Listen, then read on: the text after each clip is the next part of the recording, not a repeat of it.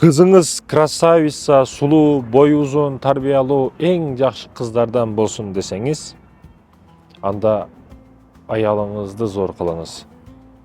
Бардык тармактан зор кылыңыз, аны колдоңуз, коргоңуз. Керек болсо, кээ бир учурларда жакындарыңдан да коргонго туура келип калып атат. Азыр не деген окуялар болуп кетип жатат. Аялыңыз зор болсо, кыздарыңыз зор болот, дей. Аялыңыз зор болсо, кыздарыңыз зор болот. Сиз зор болушуңуз керек ал үчүн. Сиз зор болсоңуз, аялыңыз өзгөрөт. Сизге карап тартат баары.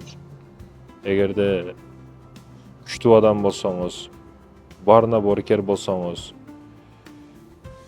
болгондо текебир болуп асманга көбүп кетпестен, жокчулукта мынтип жерге кирип кетпестен эркек болуп туруп бере турган болсоңуз, аял киши ар дайым алдыңызда болот. Аял кишиге эң биринчи керек нерсе бул жынысык жактан өтө күчтүү тойдуруш керек аял кишини. Экинчи курсагын токтош керек.